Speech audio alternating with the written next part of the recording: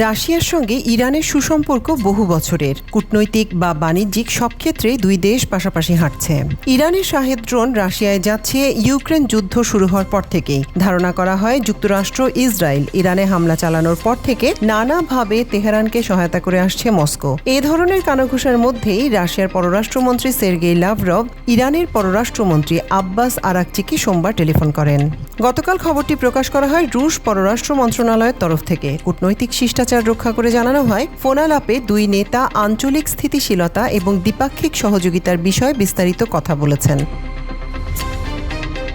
ফোনালাপের এক পর্যায়ে লাভরভ একটি টেকসই যুদ্ধবিরতি বজায় রাখার প্রয়োজনীয়তার উপর বিশেষ গুরুত্বারোপ করেন এবং চলমান সমস্যা সমাধানে কূটনৈতিক তৎপরতা অব্যাহত রাখার আহ্বান জানান। অন্যদিকে ইরানের পক্ষ থেকে রাশিয়ার প্রতি পূর্ণ সহযোগিতার আশ্বাস দেওয়া হয়েছে। পররাষ্ট্রমন্ত্রী আরাকচি নিশ্চিত করেছেন, ইরান হরমুজ প্রণালী দিয়ে রাশিয়ার জাহাজ এবং পণ্যবাহী কার্গো চলাচলের নিরাপত্তা নিশ্চিত করতে প্রস্তুত।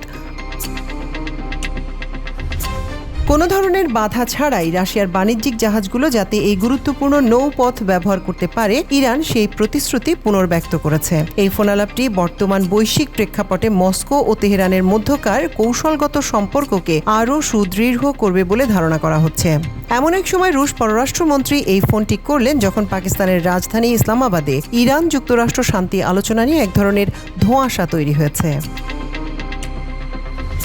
যুক্তরাষ্ট্রের ভাইস প্রেসিডেন্ট জে.ডি. ভ্যান্স আজ মঙ্গলবার পাকিস্তানে পৌঁছাবেন। তবে ইরানের পক্ষ থেকে এখন পর্যন্ত বৈঠকের ব্যাপারে কোনো ইতিবাচক সাড়া পাওয়া যায়নি। বৈঠকে বসার জন্য যুক্তরাষ্ট্রকে অবরোধ তুলে নেওয়ার শর্ত দিয়েছিল ইরান। তাদের সেই শর্ত মেনে নেওয়া হবে কিনা সে ব্যাপারেও কিছু জানায়নি ওয়াশিংটন।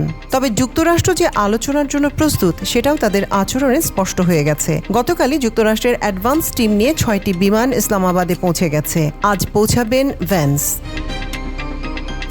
আপনি কি ভাবছেন, আদৌ কি আলোচনা হবে? ইরান কি আসবে? এলেও কি আলোচনা সফল হবে? ট্রাম্পের কথা মতো দ্রুতই কি একটি চুক্তি দেখতে পাবে বিশ্ব?